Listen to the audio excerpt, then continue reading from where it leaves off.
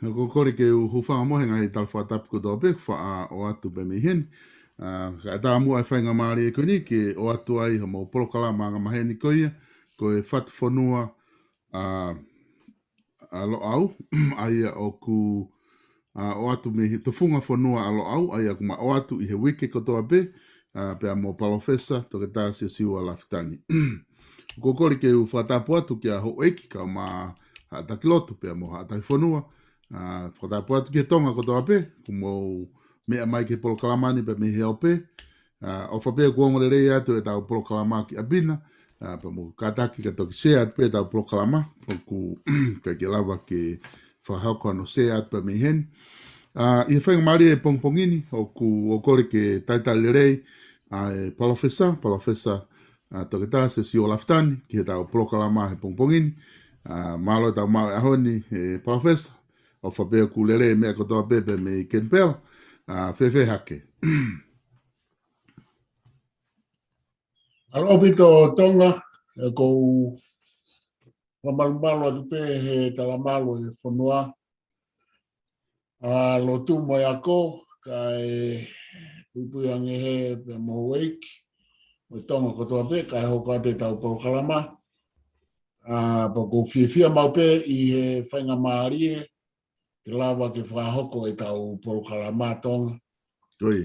Pau tau whawhetai pe tonga i tau kei mau ai moirelei, i lau maari re o ekipa re tonga kotoa pe pe a uwhawhiwhia. Ka wilo pe ku iai ngahi haa ke i he funga o e mamani o ku hoko ka tau whamalo pe lere pe ko viti o ku lere atu e pā atu e waita whewhe o ku holohi foi mo unga o ku kaketoe ku kau atu e turiki koe foi mamani o koe ke aluia ke to e sisi ange o parapare mau to e aluia ke to e pariri fuange o mea o hoko kau whawhitai pe ko mau tolu henu mau sai pe o ku mau rere ben sai pe san mo family sai pe ngā ua lo au heni pe a ko e COVID pe heni o ku te kai pe ke a mai ki Kempelani mau ke whawhitai pe mau ke hao ka ko e COVID u lere pe se ne o ku i kai pe ke holo hifo e ne alu se ne pe o ku whai ngāhi whela wake ai hoha wa wen ke lo ngai whanau ko en ku whaata mai ne ka matai huhu lo ngai whanau heni ta haua mahalo whai ki o lunga ki ta fitu puke ta haon pe au ku whai e whiwhusiaki ko e ngā ko e ngāhi whaito o ko e angai huhu ha o e ukautaha o whai whelawaki ai whai whelawaki ko peseti peni ai mahalo ko wa o haka o wanoa ko o si huhu i a serian whakalupfua tō mui au pito ko e foi longoa ai e tāu hoka mautolu heni ko o hofi he ngāhi miti ame community e pare mia mo Prime Minister, pe mo pare mia o state ku tuai au pito ko pa mai ko o si po ko ke atu mau peseti pe ho fulutup ko si hu ka ko Kempelani pe maalunga taha mau e pesete fitu mo fulu ko si hu Kempelani fata tau ke o state pe mo territory ke he pa mau fa malo ai mahal ko uhinga ka si ai oho me ai Kempelani mau tolu maalunga taha mau kau huhu pea ko au ko sihu tu o au pe mo sane ko whana wen na hoko atu ka ko mau tu ia mau tolu i rotongani ya na fai pe ai pulonga fo ki heni ko pe kia fae pe ko feu ko ia tane ko ni ana nas pau tu aho i tonga tupu o pulotu maftu ko au lahi vaia pe ana e o stereo ane afi mahalo i o ko ane afi Aia koe pulonga pena e tō heni e kui heni whoke e tamai whare alo ne kai ke naulawa mea ke ai koe ngā koe COVID. Ka kutui koe ki i ongo pea mo ki tāna ke atu tonga ke mautu heni ma alo. Koe mone apito, Professor koe tuu whokia koe he tai nimi, koe wiki kotoa pe, ku whae ta prokalama, ku update mau pe, e tau sio koe ke COVID-19, ku hange koe lau, ku kai pe ke ahane holo ana ia. Alu pe taimi ia moe, o ware pe ku ki pe hifo, fai taimi na e, fai taimi ki mua na e, hange pe ka ta mate hifo, pe tau pe he sai mea kotoa. Ka koe nia o ware pe ku kaka, kakaia pa te hau me ume aia to ki whali fiang e me hafua. Koe whehu i whoki e taha o whehu ia na o wakai hi whoki he interneti, ke social media, o tohia e taha e loia, e kau loia i Nuslani. O ne whehu ia ke pure anga, koe ngā koe launga, mai ho tau kai ngā tonga ko koe fisi. Koe i kai ke whakahoko e he pure anga ho nau whatongia ke whafoki ki nau tolu ki tonga. O kuai rewa e kong a kakaia kuna ui na tolu ke pure anga ke taofi ki whei lau i hifo ni ihi koe ni ka inga tonga i fisi koe ngā na whai kuna hau moe maha ki COVID-19 ki tonga pea uesia i e whonua ka nau ki pine hifo pe ai ka koe la unga whoke si kakai koe ni koe ni ihi ai koe whanau wako koe ni ihi na mai me Amerika mga i whonua muri koe o ki tonga o mai ia o tuku wakai, koe kia ha api, koe kia ha whamiri, mahalo pepe koe kia ha mea kai, whainga uhinga pehe. Aia ko whefusi aki ko ia o koe rewa a isi wai o whahantala noa, i koe ngā koe nau totonu, koe tangata i tonga ki nau tolu, o koe nau totonu ke nau whoki ki tonga. Pea moe whainga e pure anga aia, ke ki i taofi nau tolu ai, ka e rewa ke te ki i holo hifo mo mahino, e seifi e whonua whakaloku fua o ka pau e mea. Kaka o waha o wakai ke ta whaaki ko ia me he ta polokalama. Ko maare e tonga he koe mea whikaolo aki ku pau ke tau whe ao mo mahaki koe nia mahamani ka atoa he kaito e hao pia ku e hao hani i ahoni ka kua pau ke hu atu e COVID ia. He koe uhinga koe whe alu aki, pea he i kai ke tau nofo pehen tau tolu o ta e ngata aini au asme ngai whonua ni i. Ku pau ke iai pe ai uhinga ke hu atu ai hani i pe koe whakafoki pe koe hu maha mea ki tua. Aia koe tau li riu ta ngata a tau tolu he mea koe ni pe te tau whe ao tau tolu ia mo mate i e COVID, tau whawheta i pe, tau ke i hao, ka koe whahinga alu a mea koe ni ia he kaito e hao ha whanua, he kaito e hao ha taha, tau whawheta i pe tau tolu ia he o siatu, tau ke i hao a tau tolu mau ke i hao mi heni. Pea koe sio koa mamania he ahoni, te tau tau huhu tau tolu ia, pa kui kai fo ke sai ke tau tau huhu, he koe aikon ke huhu e whanau he ni. O kulau ai kau matao tau he ta whaaki koe ni, me ngai whanua muri. Koe nau pe he awat ke tu unga koe ke toi ngā au e huhu ia ki ano kamata huhu koe ne whanau i ki. I miuni e nau sino nau tōru ia hange pe ko te tau wholo pana tolo po ko antibiotic tu olahi pia kai ke toi lava ia au ke ne whai whatongi ahi fu ulahi ne au ko tau sino ai pe he ai huhu pia ku tau tū whatu tā makire ku tau mateu teu tonga pia te tau tala noa mateu teu ke hange ko mea kone ku ke hanga o tuku mai e whekawaki mo fisi. Hange ko mea kone o whakatuku mai he whaponga loia, ko tui maa ko nare soni, koe ngai to tonu whakalao whokia ke whakafoki whakalao whawahapure anga, hange pe koe ni, Oi. Pea koe whiri whaingata ai a tonga, he koe uhinga ia na e hū mai ai a Delta variant ki he ni, ko hono whakafoki mai o e kau Australia me India. Oi. Oi.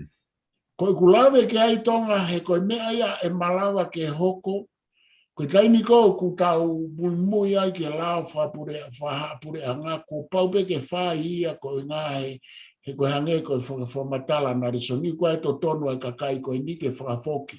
Ki tonga, mo ai to tonu e kau Australia, koe na whakafoki. Ka, ko ene whakafoki o kuia ai ai whainga maari e lahi ke hū mai ai hange koe ko hoko heni. Peko mea ai hoko ki tonga.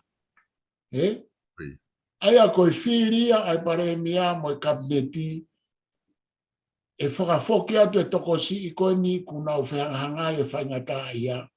Koe whai whiri tatau na e whai Australian. Na e pehe Australian ia whafoki mai. Ha ngau tomu e te auta. Aia koe whiri pehe. Whakafoki mai ai kau citizen. O koe nau to tonu. Ka te nao mai te auta. Ku maua e lau afe he ahon ko lahe kamata ke whae mate. Aia, koe whiri whaingata, nge koe mea kona o whatokanga ki ai a Narison. Iyo, koe nau tōtonu. Ka koe o atu, e malawa ke o atua. Koe whehu i e lava e tonga ke whehangai moia ka hu atu hange ko a Australia. Ni mea ia tāria e pare mea me kabineti. E mahu inga ke whakafoki atu ki nau tōru koe ngā koe nau tōtonu, nau whaingata ia ai, iyo. Ka e maua e tohenga e whonua, iyo o ku malawa ke hoko. Aia koe mea ia ko uhinga whaingata, ka koe ka hata au tāri ki ai, ko tui koe haku tāri au ki ai tonga, ko tui koe eiki pare mea mo e minista mo ui me kabineti. Koe pure anga koe ni, ko nau whai mai ai fo'i whatongi a rere ki ono lava o rewa i hange pe ko pare mea nusilana. Pea kui kai ke aha aku tui sio atu a kuia ke utoi whakapoto atu lolo tonga nau lava e nusila pe lava e tonga o malu i e whonua. Koe habe e nau tuutu ni o to tonu ke tau whawhekai pe ai i he tuu koe ni. He kui kai pe ke ta e tu i au tonga i anga e alu a e COVID e ta e au atu ki tonga pe ta e au ki nusila. Pe ku oska mata hupe ki nusila pe sai hono lava ta au fi. Ka koe whehu i whaingata a pe koe whakaukau whaingata a Narisoni koe pe hono mooni. Ka te whakafoke atu tonga. Koe, hange koe ku talanoa mai ke ai toko taha koe ni kukau mai ki ta Polokalama ko ai se alang. Mene pehe koe whoko nau tolu pe kai ngā tonga i whisi o nau whie whoko ki tonga o ku mau whie alo pe mo mau tolu kau ku whakaukau le rei pe. Ai koe, o tui koe ne tau mua ne whakaukau. Tau whakaukau le rei pe ko tau whamiri pe mo toenga kakai tonga. Ki tau ki i safa hifo tau tolu i murini kai tuku nau tolu ke nau si hao atu ai. Ka ta whaki fuke taha, hangena ki tā noa fuki he huhu malu i.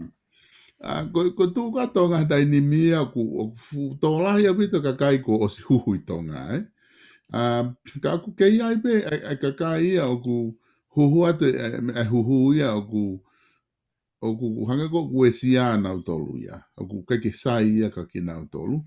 Pea ku nau te whehu rea nau tolu pe ko huhu kone o mai, ko huhu ia ngā ki Amerika, pe ko huhu pe ia ngahi mai mei Australia, pe ko Siaina, pe ko whe, pe ko Nusilani. Ka koe whoke ilo ika, ku ilo i mahana ku waipeni ihe keke loko o ngā ule rei ki ai huhu. Ka nake tamai whukaku ke as huhu to ou a koe, o ngā ule rei pe ka te koe ai huhu hena. Io koe huhu ia o fihi au pito ia he koe huhu uaki huhu ko AstraZeneca koe kautahai koe me Britania me Oxford na mau huhu ai. Koe u kautahavo koe Moderna koe Pfizer ko Amerika ia. O ku toi kalasi ke hangi foki ai fuhu ia u kautaha koe ni whakai uhinga whakai business ia nau tōruia ke tokolahi ono ngāwe aki e nau mea huhu. Koe foi koe toi talanoa ke he ia e tonga ai nau ke a nau tōruia ai nia o ku whaingata ia e pure anga pia. Sai, koe foi I siu ia taha koe ke au kai taha ko hai e lahi taha no ngau e aki matu koe paanga, kau ka noa eni, he paanga lahi whakaururia whapiriona, whangau piriona, isa, whangau piriona pe ai fo I lere mai a koe ni ia, kaku pau ke ma, foke paanga ia he koe uwhakatotolo kone au kau taha me university koe ni koe paanga lahi u whapaanga aki. Ka koe hu mai foki a mea whaka ekonomika, whaka capitalism ia, ko nau tōm nau pure e disai. Koe whelawaki e taha, koe lahiange huhu ai ufonua wesite, I he ufonua oku ikai ke na wesite. Lahiange ai huhu ai ufonua wesite ia, koe peseti pe ia e hongo furu tupu Afrika ku osi huhu, ku mei ose ngā he whanua wesi te ia hono huhu. Te whito ki Europe. O mautuai, mautolu heni. Koe toi foi whela waki e tahaia, koe whela waki koe ngā hi kemi kumi hu whangau, whakao whangeia he more e toko mea. Whao bito e aluia ai toka hono toka ngai nau tōruia he mea kone ko vitimo hono huhu. O kui whok nau tōruia koe stateless, koe ke hanau state, koe ke hanau pūre anga. Pea kone hau kone ki he ange ko au, na huhu extrasenica, koe lerea me he tau ni mangofuru ke tau ono noa. Pea osi koe mau huhu, o ku malawa e tonga ke hoko hawha ahinga mea pe ia he kuhange penia ko te wholo a hafoi a kau, o ku sai ke konga koe, kai kovi ke konga koe, pehe huhu. Koe huhu ka mau toluna, osi koe mau huhu extrasenica, na wal peo o aloha huhu fai he tui, pa fai ku ki lotu na fai huhu I peo te hosi a mau a huhu, aia o mahuhu pe osi koe ai huhu ku toe lere mai a heni tala mai, ko ki mau tolu nei totonu ke o te mau huhu extrasenica, ka mau huhu fai pa, he ukulahi, he koe ke lahi, o wale pe foku ku rieke, fai ngai mi ipu, sai kau mate, Pea tala mai rewa ko mau tolu, tau ni mangofu ni manoa ki hono noa, waha ako ia, he kai ke mau toi huhu extrasenica, na ula ki huhu extrasenica, kau huhu faipa. Pako mau, ko alatu kane he wike atua toi huhu, ku tala mai nau tolu ka pana e sai bena e kai ke hamea e hoko ka te au he huhu, te toi huhu extrasenica pe au he kai ke waloa faipa. Aia pia toi huhu pia pau kari, pia he ko te alo huhu te whai aku mo I te tui, na os me apa te alo ai pia wapa te uriaki ke mea huhu. Ka koe, pia huhu extrasenica au I 2 weeks ago, aia mawhata huhu mo luseane pa mama, ko maulaki huhu na te hange peu te ki ongo I mofi mo nea, koe, maalohi whaka mea koe ni malawa ia, koe toi hau ku lere mai huhu hono tolu o kui koe boosters. Koe huho no tolu, o ku pehe, ko ki mau tolu he ni te mau huho no tolu I he tau fo ou. Pe o ku pehe e tonga I he ene o si ase anai, koe huho no tolu, pau ke ne, ia ene uesia anai a hakakai e ni I. Pe uesia o a o ke hange ko kautis e polon e malawa ke uesia na o spinal cord, aia koe tu koe a aku he kai ke toi huhu pusta no tolu na uesia hoku filosiri whae meani he koe mea ia ku hau aia koe fihi ai meani o kui kai ku haki I fihi he alua tuo pehe koe kau matua tu aia mo kau tisei polo he huho no tolu e uesia na tolu pe malawa ke fu uesia kovi au pito aia koe toi foi tarano ke ia ka koe mea koe ku aluka mamani e tonga ku pau ke tau huhu he au atua he kai ke lava koe toi alu o ai ha mea he pure anga pe ko ha folau pe ko alu ai ha whainga mea I ha whainga service kau pau ke show ai ko ai ko vaccination passport ai ni ko Europe ko na laka fa francesa na ta fe marie e ku pau ke ai ho passport ko America ai pau ke ai ho passport na ke o si hu ka ke hu ki ha fa hinga fare sport pe ko hu ka fa nga me kai te ke no foi tu ka ko me ko ta wa ke ai e tu ko no la ya pito ko Ko ke kau fuka ia he hola takai holo he hu. Oa tonga alo. He koe tu atu ia te tau ai e tau whiri he koe ai ho tau whamiri.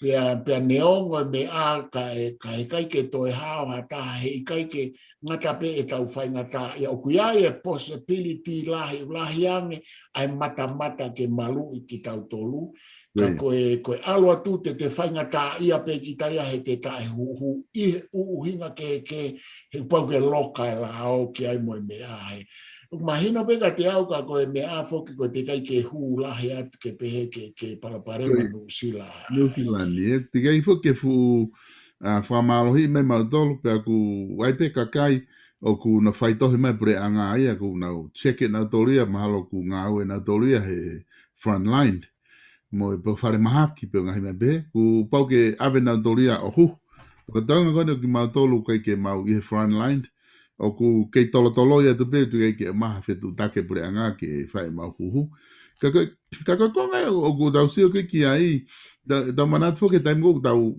ke si a kai hu tau tolu hu malu i ho tau uma hu i fo i ha ke si te ai me fo hu ta tau sio kwai fangi piki ai ko fangi hu e ke malu i anga hi maha ki ko ku o fe ma o ke ta ofi ka hu mari ni tau hanga ko ki ai covid nga ku hu hang ko lau hu lo ki hu te ai me hu ta ha tau ka ha u para te develop he ka usai ni si ka fato tolo ko ni ke fai to o te ai Mohamed ta te aunga te nau te o mai ma ka hu fika fa ia ka io ko tu uia tonga e hoko e hu he ko mea ko mahino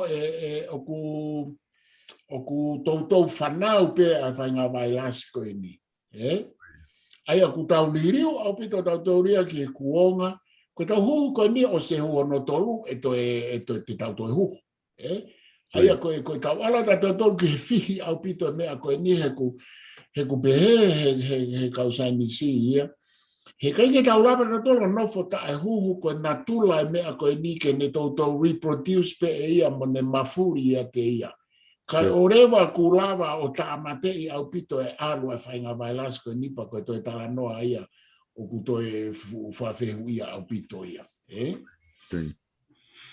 mon la ia pito ai kai ke ko anga ia e tu ko ni ai fo noa ta inimi o ku tau hanga ko lau ko tau ngā ue ko ni whai ko tau whaka ngā ue pe mo whaka tau pe ki tuunga kui ai COVID-19 kai ka kutui ko tuunga wha politikare kui ai tonga tai nimi profes o ku i he tuunga mahalo ku i he tuunga whawhie maari ko ku hinga whawhie maari ko e haka ku ki nonga hifo mahalo ko tāpune tau whare area pea ki nonga hifo kei whae elasticita mahalo ko ne mau ko elasticita pea asi mai kau kotoa ki nau tolu ko kau quantitative ko ne toki ki taimia e toki kamata hake e tau ki longolongoa aha ke whi au hi e kau quantitative ne ngo koe pe whanki o si kamata pe u campaign holo dainimi ai ni kau tikai ke pehe ke fu lere malo ki lere te au hanga lere ko i he highway ko tu e dainimi mahalo ke u tuunga wha politikare pehe ko ki aha fu fu me ai e so at ki ai e ala whai ha whilawa ki ai ku nonga hai kamata ke nonga hi fu ngahi me ala i he ne tuu koi tonga he dainimi ka kapau koe ke te aha mea te ke manatui ke ta noa ki ai kata ki foki ki ta konstituto ne ke hoko a te ta noa ai o ko whialawe ke te whiri tonga i he kumanatui koe upoini pe koe ulo aki koe tuu whakapāti koe pāti koe o ku mooni i anga e ku wakai ai ko ku mooni i muri motonga koe pāti koe e patoa aia koe ku o kai ala ia patoa koe ke tu ia o ki ai ka tau pe mo pāti e kakai ka koe isi ke heia mo ku anga e ku sio tawa taina ko patoa o ku mooni i muri pia mooni i tonga neongo nau mo vete he taimini ka o ku mooni ai pāti ko ia Pe o mooni hono kau pou I muri pe mooni I tonga. Pe o mooni mahino hono kau whafofonga I muri pe mooni I tonga. O kia e kau tau ataina o mooni ki nau tō. Ka ko uhinga eni ki he pāti. Ko pāti ko e kakai. Ko pāti ko ia ko pāti I pure anga. I kakne tipa ne tau whakotu pe ia pa te kai ke usio pe o mooni I tua. Ko kuhinga ko mooni I muri pe mooni I tua. Ko kuhinga ke ia ko ke ulawa ia o sio re rei ki ho nau kau pou pe ko fe. Ka e toki ilo ia e tonga I he whai ai whiri whare aria. Ko pāti ko e patoa whai e na unga awe I muri, whai e na unga awe I tonga. Ko pāti ko e kakai o kai ke usio po ko ha e na unga awe whai ko ngā awe pe whai ko e na whare area. Ko e na kabineti. O ku na unga awe aki pe a ho na mawhai mo e na paanga. Ko usio ko hango pāti ko e nia teu whiri. Ko kau tawa taina o ko usio ki ai I muri o ko usio ki ai I tonga e kau tawa taina. O kai foke utui hange ko mea ta whaatanoa ki ai mo lo au ki tau hoko ate ai pāti kai foke whahapure ia ki ai mālohi pe kau politiki pa u pāti ko ni o mālohi te whito ke pāti a patoa. Ko mea e kaha whakaosko whielawe ki ai tonga koe kakai kantiteiti mei muri mo kakai kantiteiti I tonga.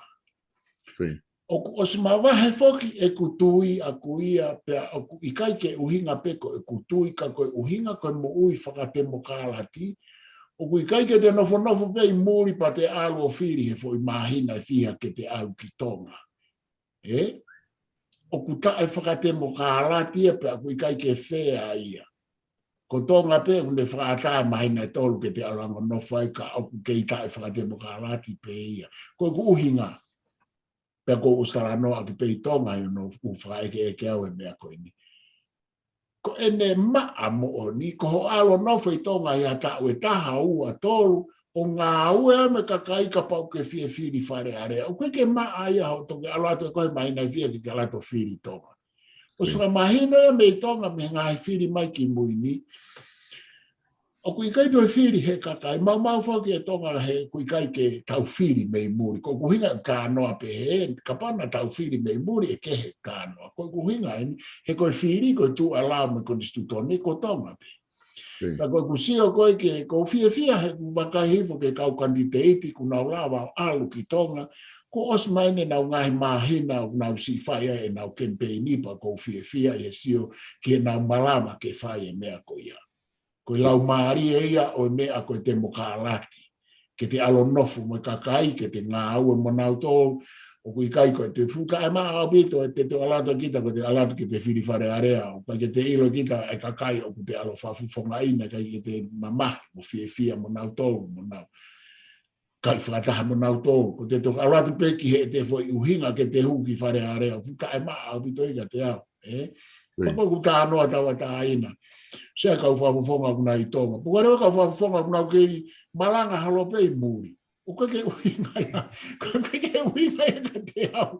Ai kau whafufonga koe ako whiri enu whai no me mapa toi whai ngata fuko I COVID. Ka koe mea bea o kou whielawe at ke ai tonga. Ai ku siopa koe ku mahu inga I e tau teu whiri atu koe ni. He koe tua te mokarati I muri. He kai ke hao koe mahina whiha tala mai ko ai ke hao nofo mai ke kantiteiti ko ai ke whiri ha mahina koe ke tāri ia. Ai a koe uhinga koe e kutala noa. He koe hae uhinga koe ke tāri. Ulua ki kai whate mokarati. Ua o kui kai ke maa. O kui kai whakapoto ke nofo muri pa ke toki hao ko hao ke kantiteiti. Kui ke hamea pehe koe ke tāri ia he. O ku whia mau ia ke ririu e lao koe ai tonga ke ai ke maa pea whea e mea. Tuku ke ka pau e liriu e lao ke mofua I tau whiri mei muri ka kou whakafoke ato.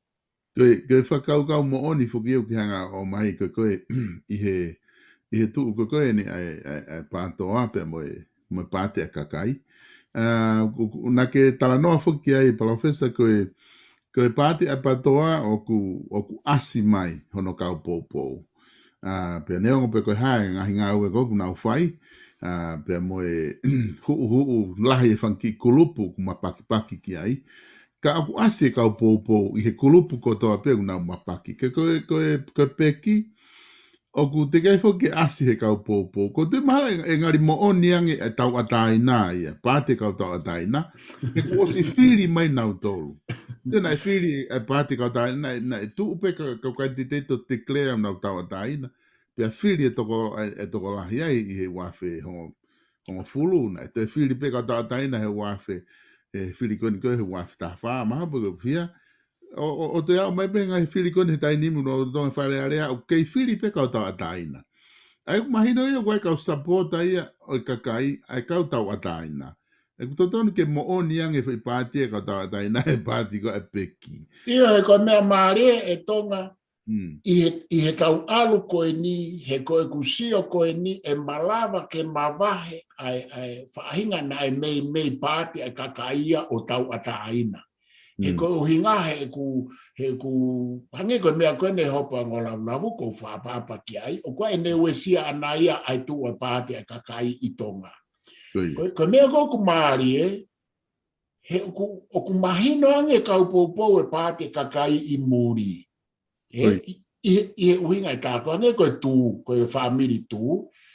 Koe whamiri tū o ko sio kau nau tū tawa taina ka o ku hange ko o ku ngawe aki he pāti kakai e whamiri tū neongo koe fo i mumeni koe au koe ke piwa politiko. Ka koe ke mahino le rei ka te au ia whikau aki ai whamiri tū mo pāti kakai ka o ku tū tau. Ka koe whaahinga mumeni a tene lava poupou e pāti kakai ka koe ke ilo au ia pe kune poupou i hanga tonu.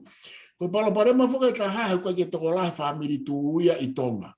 Koe mea koe o ku mooni tonga o ku toko lahi koe kau poupou koe patoa. Pea moi kau tau ataina, pea whakailonga whehui ai pāti ai kakai. Pea koe tūui au koe ke mālohi whuke i tonga. Koe tūui i tonga ka koe ke mālohi ange koe me tūui muri. Ustala noa pe kai whai whekau a pika pua he mapolo kalama. Aia koe tūui i he kusio tene malama ke ne toko ni i pāti ai kakai. Ka koe ke uilau ia pe fu one ai tūu ki ai koe ke uilau ke whai kiki. I he tuu ai tuu he koe he hange whoki a pāre tuu ki tuu a pāti ai kakai, ka koe pāti ai kakai. E malawa ke mapaki pāti ai kakai o nau alo tau a tāina. He koe whoi mea ia mo o ni ko ho aita patoa, pe ko ho tau a tāina. Ko hinga koe whaelonga whehui, mo te kai ke asi mai hanga ua ia pāti ai kakai tua, pe asi mai kumahino ko hai koe e kau poupou e pāti ai kakai i he whonua. Kai tō mahino ia he whiri, pe aku te kai ke mahino hanga o nau ngahi ngā hua e fwoi pāti i tu a me kabineti mo e whare area. O pehe whoke e tō tahani ko viri une, o mōre pita whakau mai viri, o kai whoka hapāti tau a tāina, pe aku mōne a pita, he kuai moe ni ihia o kunau campaigni i he tainimi, o kunau ostala ho nau hingoa te nau campaigni, o kui kai ke nau hanga nau tolo, te klea pe nau tolo nau tau a tāina, ka koe nau uhinga, o koe ke nau pehe nau tolu ia e professor, o koe ke sai e whakapāti i tonga, pe o te kei ke whakakoni stūtone, ka au ku sai anke nau lere tau a tāina pe nau tolu. Ka ku hanga e pe whoke tau a tāina e he, ta wakai kei ha fwoi mumeni, he? Ai koe ita hanga ko hola tāna noa, kai pike ke patoa, tau a tāina. Ai ko me tu be foi ta fa ke u pe ko no pere ka pau te no pere. Ka ke ko ko tu ko ai me a tonga ko tu ko ai foi fa unha ko e fare area o ku ikai ke ia i hapatia. Hange ko e fare ai to ta ko na. He kai ke alo tu ko ke fare area ki ngai seat. Pe tala mai ko pati e ko tala taina ikai. Koe whoi whaunga koe se ai ua ono, koe kau tawa tāina kātoa, kau ai me kau no pere. Oku i kai ke tala mai he lao me ko nistu tone, koe se ai o e whahai pāti koe kau no pere, koe se ai whahai koe kakai. Koe tala mai pe koe kau whafofonga, whakalu kufuau toko ua ono. Koe tala noa pāti, tā noa pe itua, ka koe mea kumari he koe fo i tufunga koe ai pāti e kakai na e maari he kutok tufunga ai pe he ai pāti he nau huki loto. Pea koe pāti koe ia i he ku whakarea to tonu, koe fufo i hingoa o ku ngawe aki ke nau form ake government, ka aku I kai ke iai hapātia. I e uhinga whakalao, pe aku I kai ke hapātia I tua, te whakasio au po kai haka e mea pātia ka kai whai tua, aku kai hanau mea na tore whai tua. Pato au kai nau mea whai tua. Tau atai nau kai nau mea whai tua. Ko mea pe ko usio ake pātia ka kai, ko kau kapineti me kau wharearea, o nau ngāo e aki mai ake aloto o talanoa pāti mai aiki tua. Aia koe tuu ko ia I anga koe e tusio. Tau ataina ki he maa ai fo I tuu koe ni. O ku totonu ke tau ataina pe mo pāti ai patoa. I he talanoa whiri, he koe mea kumo oni koe pāti ai patoa I tuu. Pero mea kumo oni koe tau ataina whakalukufua pa koe kau tau ataina tua o koe ke nau kau na toke pāti kakai, nau hau na tolo he uhinga koe na. Ai o totonu lewa ke whai e tau whiri novema, tau talanoa patoa pe tau talanoa tau ataina, he kui kai kaha mea ko tātia kakai. Ka te tau tongsio he campaign e kau tama pe te tau campaign pātia kakai, pe te nau kamata homo atu o au tau ta. Me pepo ke hua mai kau tama o le sisita fuk na toria ko society. Kau tika ke le sisita ai patoa ia. Ko fi me ta maria ki mo. Ko kai fo ko poinia e tonga. O kai ko poinia ko poinia pe ku ai hamu meni o na ngau e mo kakai o kai ko fe le sisita pe kakai ke ha ko fe pate kakai ke ngau e mo kakai tu a hange ko tau sio ke patoa. Ko poinia. Mau e resisita ai ta resisita patoa ka ku ai na me ai tu. Resisita ka tama ko ka na me ai tu ko ka meti me fare. Ko na ufano de vao se ni ko manatu I hake ko na ufano I he faka eke o e fafo ko tonga tap uluaki. Ai foku na mawahe na tolu pe ai me poate ana tolu ko poate e kakai. Pe aku no foke he pe ai fafonga to tapua se musika ai ko se ai o ko atimi ko atimi pa to ai una mama ai o foke tai ni me ngo fa ko ya e foke pa klopolo ia ai pa to klopo ai aku me murini ko fo I mumeni ku tatake de me muri ai ko na tu ko ya ku tolu kana na fai foke fa ngo professor pe ofi mai kon ke whiri te nau hu mai pe o whiri pe hana fu toko taha fitu pe ke nau whakataha ki ai. E kone ongo koe ha hono whahinga ui ka nau patoa ko toa pe. Kone tu koe tai ni miu mahino mai e na whaike eke whafunga tonga tapulu akina ni pehe e ia ko tutu une poate a kakai. Ai ko alu mo movement kone tonga tapulu aki ke whiri hana toko taha fitu ana tolu ki whare area. Ai e taha fitu nau tolu, e te eme taha fitu ia a koa tim. Pea mahalo e whiri mo taha fitu ia a klopo. Ko foi mea ia o maari he tai ni mi I anga si o tuku ke he ke mama o pe whiri. Na aware pe whai pe negotiate o holomui hani. Ko mea ia o maari e tonga he ko toki lawe I e mi ai fo I tuu koe nā.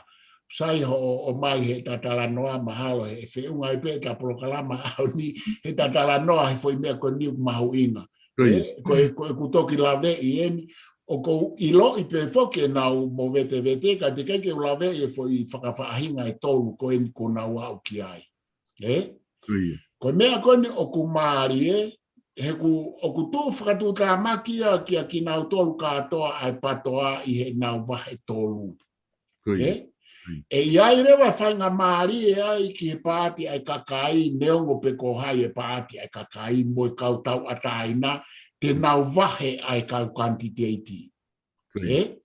Ai a koe mea rewa te tau whehu I. Koe tū wahe tolu koe ni. Ko hai oku ne mau e loto e kakai.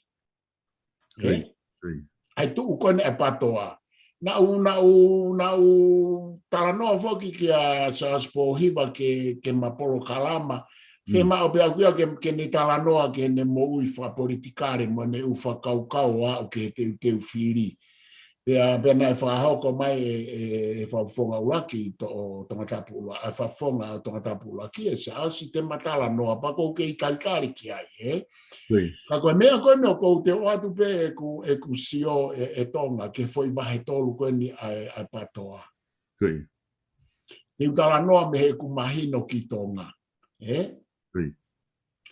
Koe tu koe mahino me i tonga, e alu pe ka kai mo se aspo hima.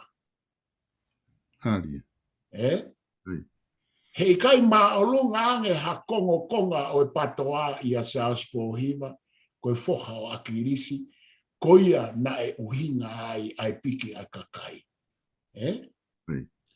Koe ngai whelawa ki ia e hawe tama o tala noa. Ke loi ko ka noa me he kau nofo whakatonga e he kumahino koe mea pe koe mawhihi ai mo luseane. Koe kunofo koe hange ko nuku alofa. Maalohi katoa kau whawufonga o e patoa pa kou whaapa kanautu. Ka he i kai ke maalohi ange ha whafofonga patoa ia se auspohima koe moonia koe ai tuu atonga. Koe ke tokanga au ki muri ke mawai olo i muri. Koe kutala noa koe ke tuu atonga he kui kai ke whiria muri. Whakahela ka noa mai ka te au mawhai lahi poko hai o maalohi muri he patoa he koe whiri whai tonga. Koe tau ka noa ki feitu mala e ko whai e tau koe ke whahatau i muri whai tau i tonga. Ia koe ku atu pe akuia i he kuiloi koe tangata au me nuku alofa, koe tangata au me pahu i he ku whiohi mo e ku ngā au i tonga. Hei kai to e la ka ange hata haia i tonga ia sa aspo hiwa. Pea moe mawai ua, mawai tolu koe ni i he tau teu ki he whiri. Pea e malawa pe ke uhala ka koe utala noa atu he kou ngā au e mo whiohi me kakai mei fua motu ki hifo. Aia, ke iloi ki lawat koe ni tonga. Mea kotoa pe ko hoko i tonga whakahistoria. Koe aluhake ha foha o ha taha pe a hoko ai ha mawai ua o ha mea i tonga. Tatau pe koe siasi, tatau po koe politikari, tatau po koe ha. Koe lahi taha u mea hoko e kei alu pe kakaia ke he foha i tamana ne ka mataha mea. E whae e umapaki-pakia, whae e umapaki-pakia. Ka pā te ate whatata, koe sias tonga, tawa tā aina. Koe sias mama fo'ou, ko whē, oa umai ki he politiki. Nai hoko mea tatau he wesiri ana, ko hinga ko whaekekau toke tāsio na manaki. Pea mohono whare i he sias wesiri ana. Pare stemi pe foa o sona manaki he ahoni. Koe mea ko ia, koe mea whekau aki mo ui whakakai ngā. He kai laka hata haia sa aspohiwa he tua patoa. Koe patoa ko e poto, he kai ke no foia ke whakawhepake sa aspohiwa koe ngā, koe ne tae au ngā ia. Pea koe mea ene hoko he historia o e patoa he ne tuku au mai nau. Ngā au e wa au whianga mo agirisi he toko lahi kau patoa he ahoni. Me a te nisi pia moeni. Te kai kia hata haia na e fuhu mo a kirisi o au ke ahoni na e maalohi ane whaha. Pea koe foi mea koe au kutoi hoko atu pe ia. He koe tu koe a tonga tapu ia tu a tonga e alu pe kakai ia ki a se aspohiba. Koe foi mooni ia. Teke mapuna koe ka teke mapuna taimino no pe koe whianga ngai mo se aspohiba i tonga. Pea malawa ke uhala ka koe mea ia koe kua hoko mai e historia o kou tāno. Ka te whakafoki atu toka. Koe pui tuu whokia e kau mawahe, e kau mapaki. Ai whoki na nau toko hiva, na toki move at whoki a vuna, whaatusia na toko pare mia, na holo muia ta vuna me he pāti a kakai. O alature nau toko hongo fulu. Ka aku kone tu ureba ko ia ka aku murini foki a vuna ia. Aku tau pehepe ko nau toko hiva. Na walk out leva a whafonga tonga tapula kia sa spo hiva. Pea ma whafonga ko ia wawa taha a ia ko saia piukala. Na walk out nao me he ko a team ka toi pe toko fitu, toi pe a se mesika, pe mo toko nim, a toko ono kehe ai. Ai wo outlewa e ngō wai a koe.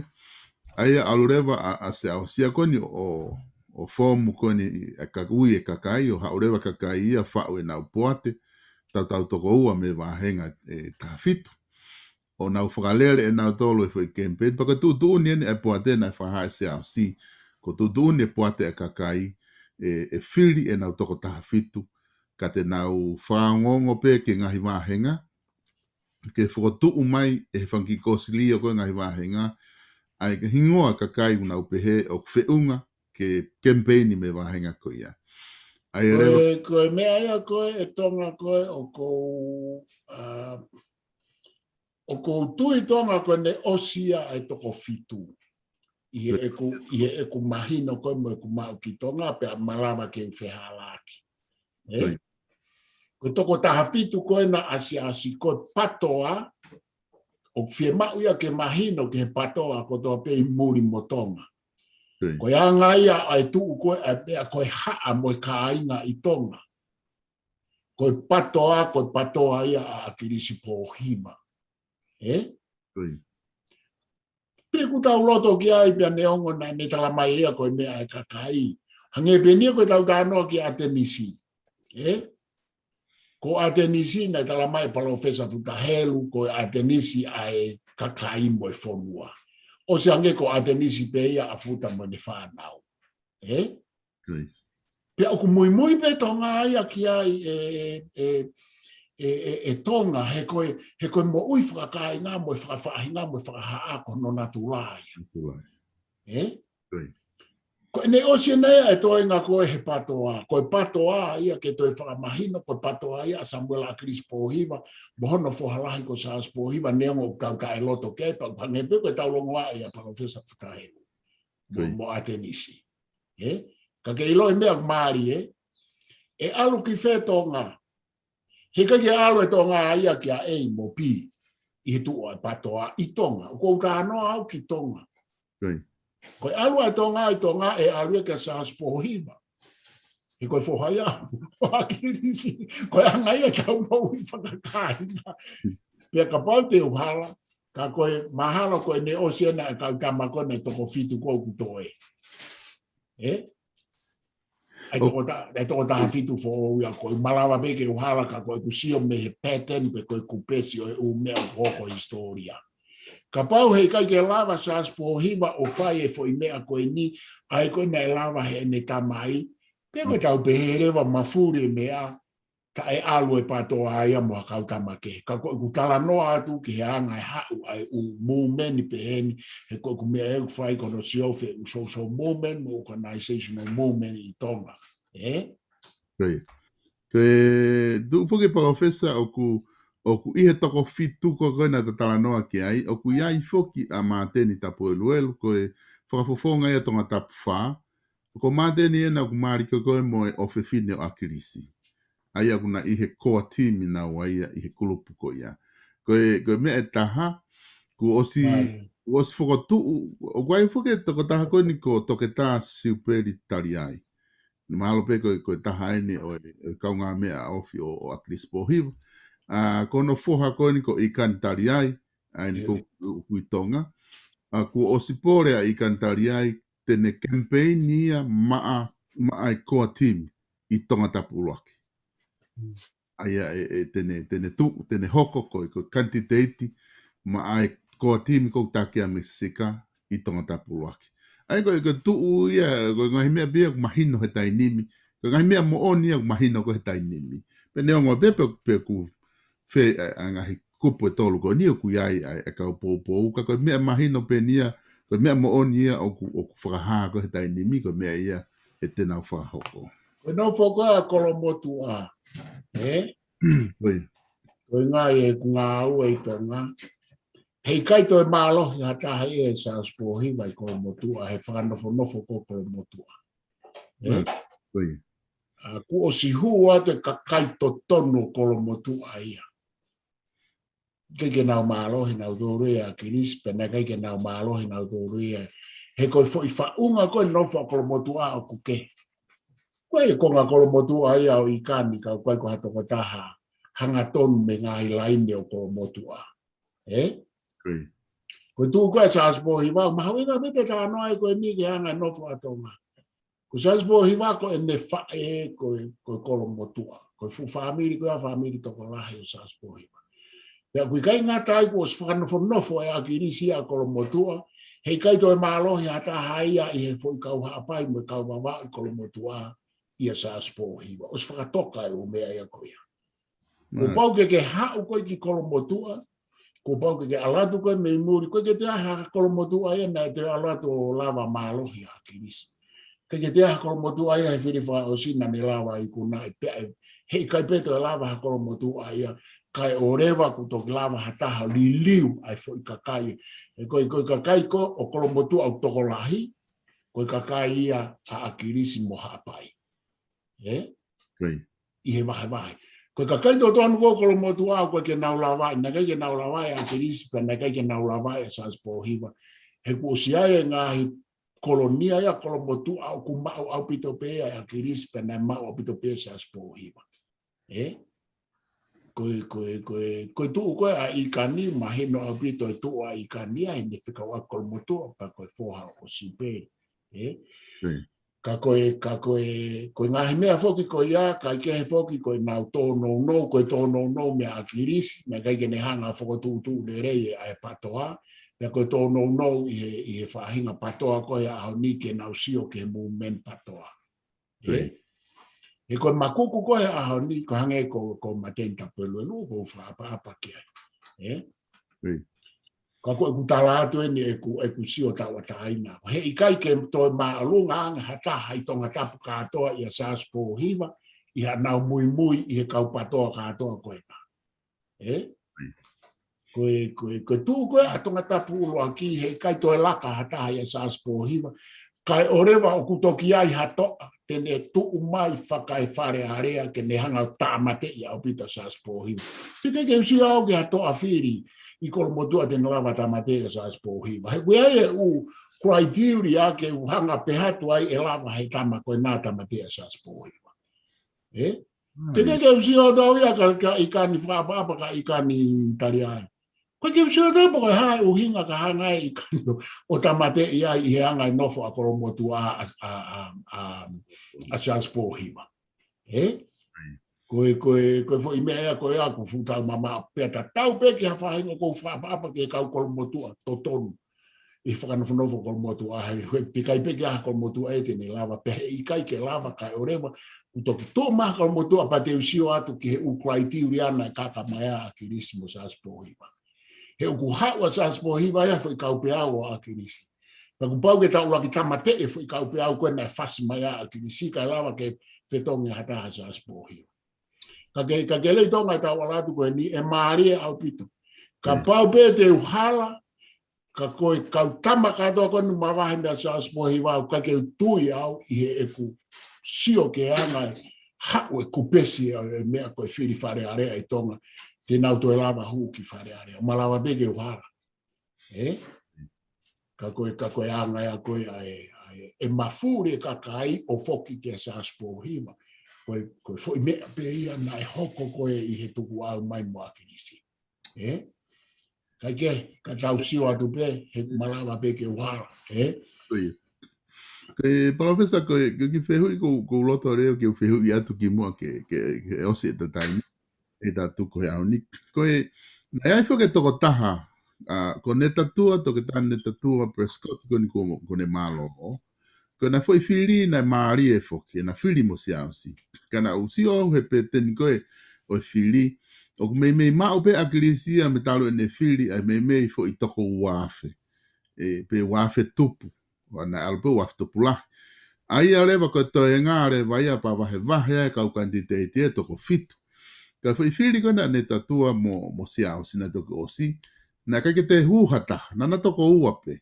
Ai na maupe e foi toenga pe maupe se ausia ai me ko foi ofi pe he aman ko na ma krisi kana na fai ke pe foi tahaono ai ko fe hui a kuia o na ke pe he foki ane nai o kuai ai makatuunga te toki lava o tukuhifo o ka siaosi. Ka heke ke lava ka ke whaha tukuhifo noa ia. Ke wakai ngeke whaita whaako ia. Ia koe tōku whai mea e nei loto le rei ai e kolo e iki ke nau ai pea e nau tokotaka. Koe whiri maa aia.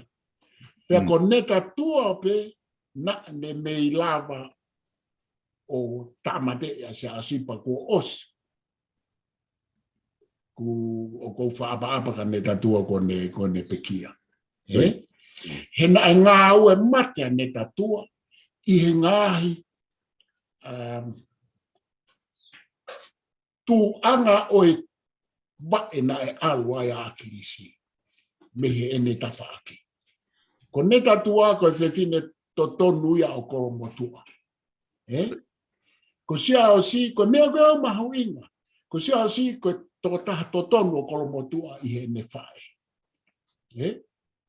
Taka pau te tau toa e alu i he laine tamai, neongo koe whaakakai a kirisi. Ka oku toi malawa pe ke claim e siaosi e ne alu e ne tamai ko a kirisi a koromotua. I he uhinga he tau alu ki mui.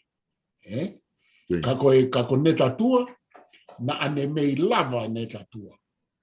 Ko neta tua na e whaaloange ki he lo au e tonga. Ko whakaapa ko neta tua ko pekia.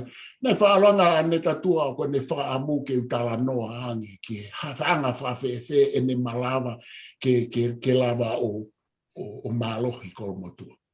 Ko mea eni te utala atu. Te kai utala noa ka kato ka kolo kia neta tua ai uhinga ke ne hanga ai o ikuna ia siaosi. Kana o stala noa me lo au whaalanga neta tua ke lo au pe alange mau semina. Pena te kai ke utala noa ka kato au ka neta tua na akuhanga o atu ngahi mea ke hangeha ne homo e ka ke alo ka mata. Pena ngata pe ai e matala noa. Oku i kai ko ha whakafofonga whareare au, pena i kai ke politiki ka te ulawa o tala noa i hataha ke ne lawa o take over hataha. I he uhinga whakai iro. Ta koe uhinga na o ange ka neta tua ai mea ke ne kamata a ene ngā ue. Sai, whai e whiri o kou i heni. Pea wakai atu o kuna kehe ake fo i taha ano pe koe fo i whiha koena. Nai mei lava e neta tua pe i fo i mea pe koena. Na onge pe ngahi mea ke kamatai ene ngā ue ai. Kai ke. Na e mei lava e neta tua ke ne take over a siaosi. Mantui koe fo i hu mai koe a siaosi te kai ke ne whai e a ngā ue whakapolitikare. Ko ne haupo ngā ue potu ngā ue. Sianga e fo uivi koe ai influence koe, ai akirisi koe ai whonua mo mea. Kua te pesa hao te ke whahane ngā ue whakapolitikare nai hua hatu pe ia. Talo e ngā ue mai mo whiri tu o ua neta tua. Ko tau whao, kakahanga no fua o ngā ue. Kai ke ofi ngā ue a se aasi nei whai ki koromotua i a neta tua. Alua tu pia se aasi mo neta ngā ue, ko ne mea pena whai, ko ne hatu ngā kopia a luia o wharere kere. Alua tu pia se aasi o a luia mo whai pūru. Pea oku siae, o na hau ko ia, kai peke lava ia e neta tua. Neonga nana kehe ake whitaha ono, ave ka atoa iwi o koromotua ke neta tua, i kai pe mahalohi a neta tua. Aia pa kutau mahalo pe e toi whai e koromotua ha mea tatau ka pau koe tuku ata i kani ke na pālo ua mo se asi. Ka koe tuku a koromotua, fu mau au pito ai whaunga whakai kakai mo pou o koromotua ai patoa i a siaosi. Tau koe ke usio tau poka hae uhinga ke aloatu ai a i kani, tuku kehe ka pau ko mare ei mai ta whaaki koe na neta tua ka i kani. Ka koe waha taimi foko e ni mandui ko ngā ue i mai siaosi koe fufua taimi ko si ai ngā ue a siaosi i hene ngā ue me kakai i fo i lere mai koe ni. Koe ki moana te kai kia hane ngā ue, ai au kutoi kehe ane. Pea ko si ai me umeana e foko tu e a kirisia no foko motua au ke tua e lo tu o kuiai a siaosi me kakai.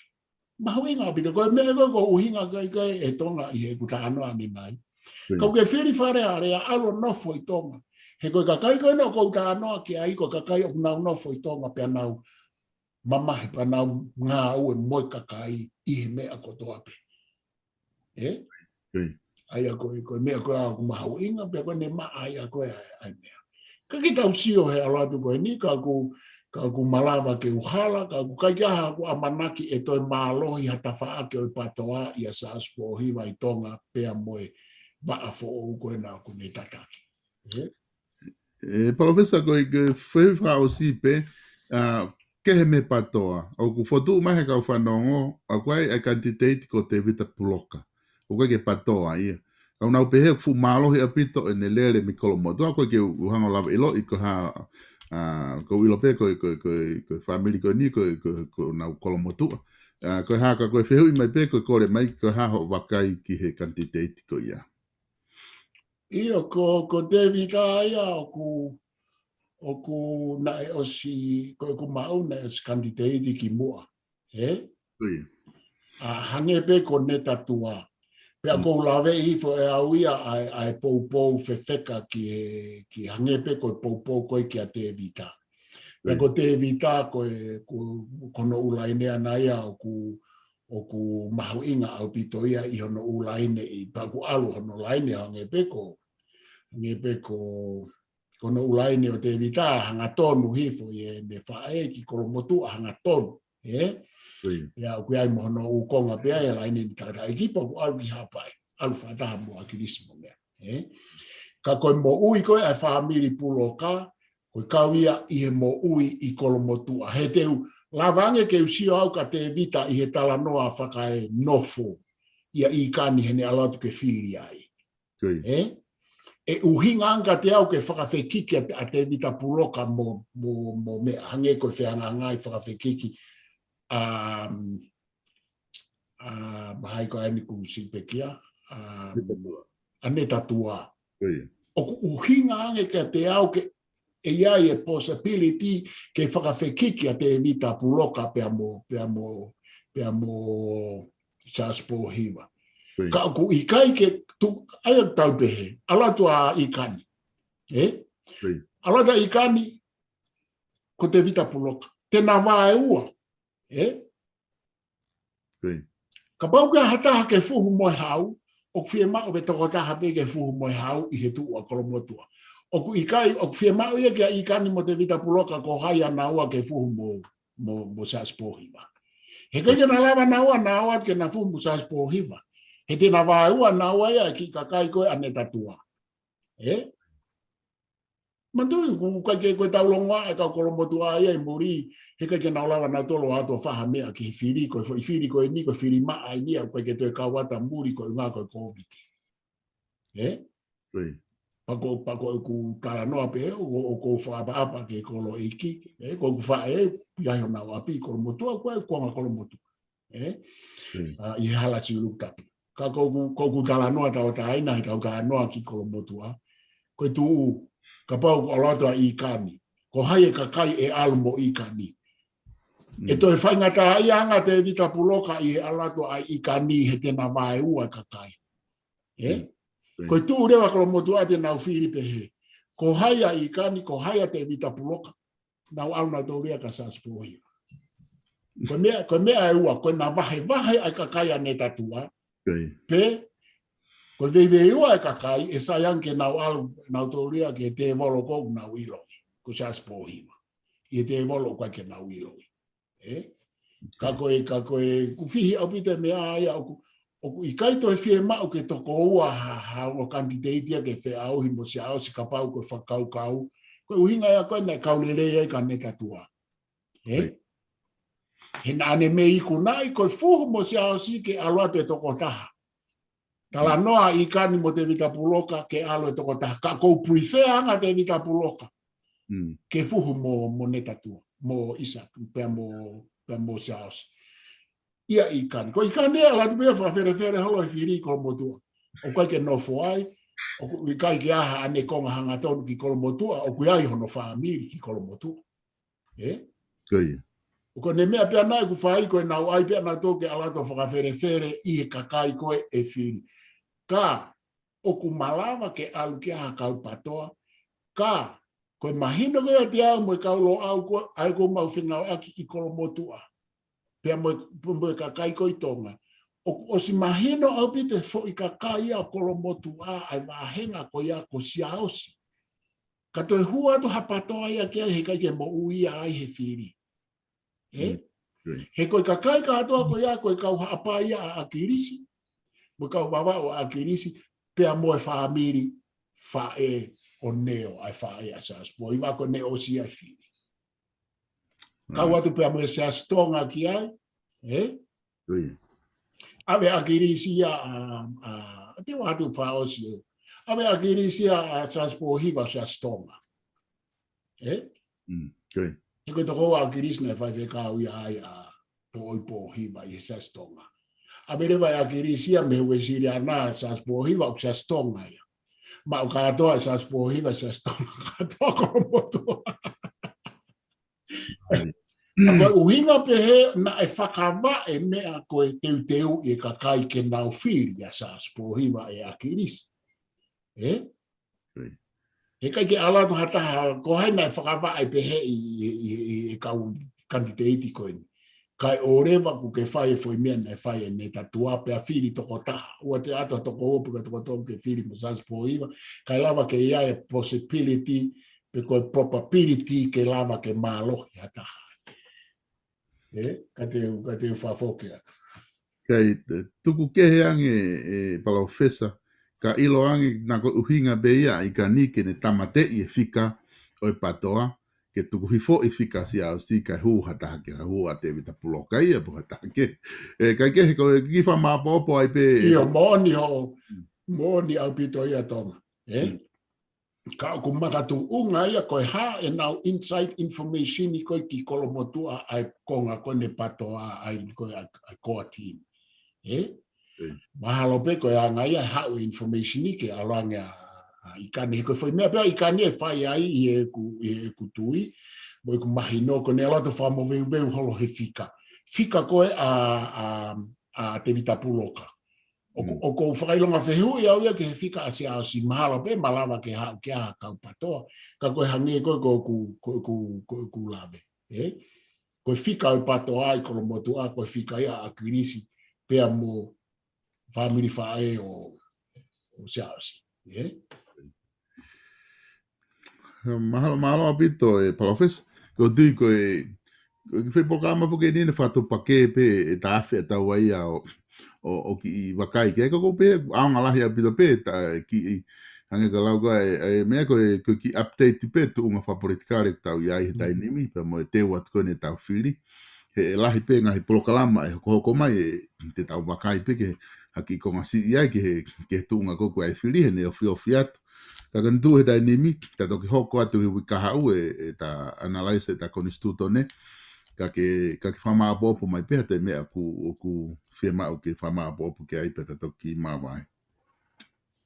Mahalo abito tonga pe ko whama alo atu ko whiwhia peau he ta awhea ke ki he mea koe ni ke kawenga koe ni ku fu maho inga au pito. O ku iai foki ai kau ia tonga pe he oa toi whiri hataha I he pāti, he patoa, po koe pāti ai kakai, kai whiri tau ataina pe, pe kusai pe ia. Ka ku I kai ke real, o kai ke koe ui ko ia, o ku hange ko hatau pohe misi. Ki he mea o hoko to tonu I tonga. Ko tonga o ku whakarere ia he pāti lahi, e taha mo pāti e taha tae mahino. Pea mo kau tau ataina. Koe tau ui atu koe mei muri koe ke whiri tau ataina, sai pe ia. Ka kui kai ke reo koe fu pāti lahi ai, pa koe na ku nau konga tolu, aia te nau patoa uaki, patoa tolu, pia nau fuhu ai, o nau wahe, koe foi mea koe, o ku I kai koe ke tau siwa atu koe, o ku whakaori e ta whaaketa. Nau wahe tolu e kakai.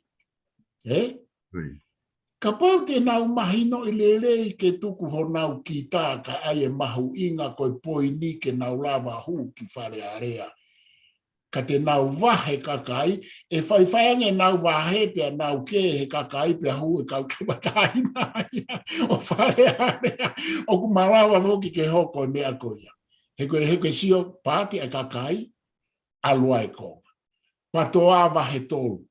Ai u tau pehe ko peseti e ono noa nei totonu ke nau fili he patoa ka pau ko patoa taha nau vahe nau tolu alo tolu noa pe se aspohiva ma ne kautama to e ato e ua noa ki he pe ua noa pe ha ai ko ni pe taha pe peseti ato hongo fulu ki ai rewa whainga maari e ke pāti a kakai o pehe mea ko mea maari ai pe ko hai e pāti a kakai no kau pou pe ko kau tawa taina ka ko ekusio e maari au pite tu a kau tawa taina ia hangi ko e ui o whai me muri ni ke fili tawa taina e malawa pe ai fulu ka kau tawa taina ia ko ma vahe kau tama ko nau hanga vahe na hanga vahe ai mea he ko mea ko na maari ai ko a samela krispohi wa ko mea ia ko ke lava ia se aus ko se aus ia ko ke ne ma o ia mea ko ia ai ko tono no ia se aus ko taimi ko hoko ai makuku pe ke ne lava o tamate ai tafa ake taha ko hinga ka lava ke fonong ai maka pato ke lava se aus ia mea ko ai ko na fai akilisi ko ne ki kamata asipe fo i ua tamate i lo ua pe mate au pito ka lere pato ai ko e mia ko ke lava ia asia ne ke te sa asia tamate sa asia fo i ua taha mo ia fo i ua ho fu ko me fai ai longo ai ko tono no fa politikare ia sa aus ko ke ne lava ko lere ko ha ko a krisi ko mo mene a pato apa ko te mokalati ko ne ki asa le fa i ulu tusi ko tusi pe ko ia tamate ai pe mo ki huri mo ha fu ke o te tupu ko hinga na mo u ia e pato ko ke lava e sa aso fai foi mer ko hanga ia tamate i o te whakatupu e whangi foi ulu ola. Kai ke ka kou whamalo tonga i ta awhi mai ke ni po tala noa mai pia, ta po tano, po kou whamalo ka ki mutu ko tope o mo mea mai o whalahi at ka te mutu. Malo a pito e Palofesa, toke tasi si o laftani. Ai whatala noa mahino o ku whahauko e ahoni, pia o ku kotui ko tala no mahu inga eni i he tuunga wha politikare mo tala no ke ngai mea mo oni o ku lotonga hoko i tonga ka ta toki mawa ia he ahoni ta toki foki mai i he wikau o wha hoko ai ta hoko atua e ta prokalama koini o ku wha hoko mo ta foki ke ta konistuto ne o wha atu ke te koe ka mga aluseane pe mo family hena Malo abito ko e lava iha mo prokalama ko ia i he ahoni pe mo to funga fonua alo au ai na ma fa ko atu pe mo Palofesa to ta se si o laftani fa tawanga be na yo le ia to prokalama ni ki apina pe mo kada ki be ka pa ku le ta prokalama ku ala tia ta fa ki o ku e kai ke popo ke ai pe ko ki sai ai ka ko e vakai ta dai na pe ai Palofesa ki tu unga fa politikare o kuiai e tau fili i tonga, tau fito, ki tonga tapulaki, ko ia au kuna ki whamamawhai ai prokalama i a honi pia mo e kulupu ko ni ai pātua.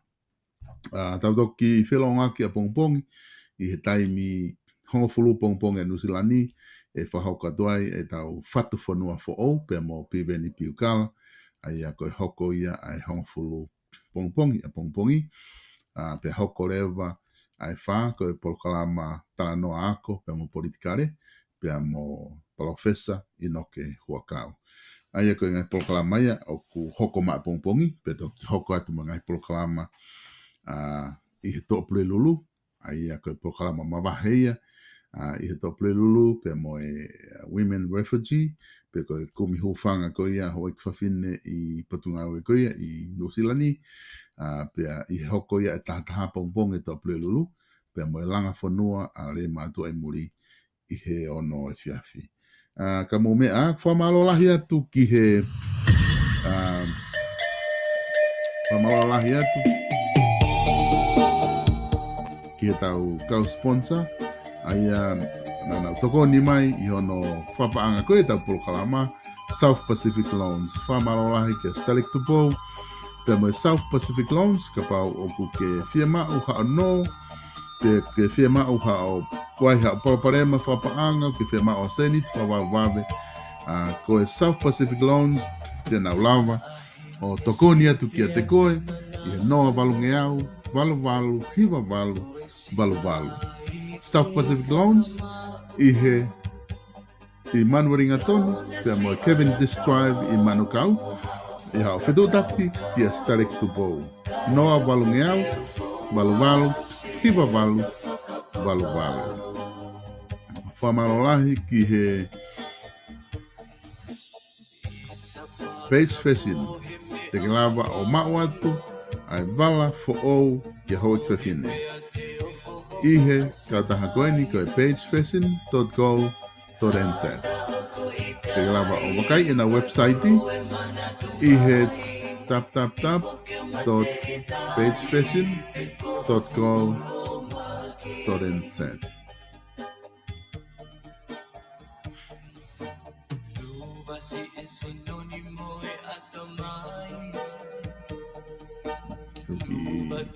Dulu ya Vegas.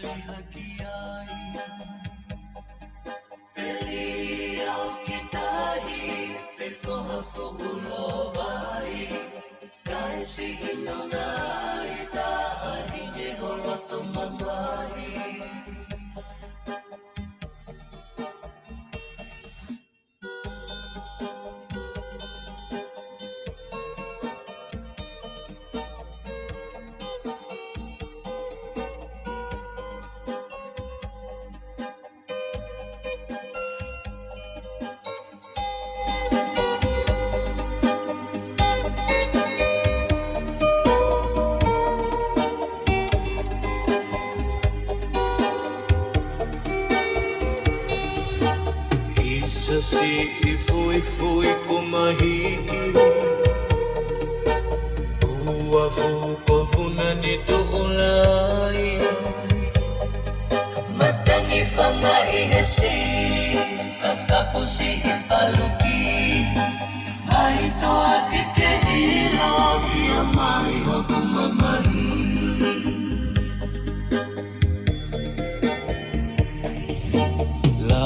si ete ofa ki si ofofona tawafu hange hauha hokulo imata lea ai halatoa hengi mafuayata lea ai polota pili sore ahakea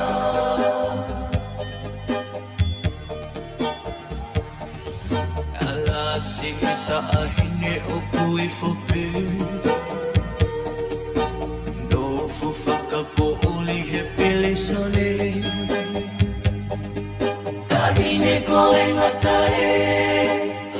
siga te lave te ungata he oku ke mau e tatali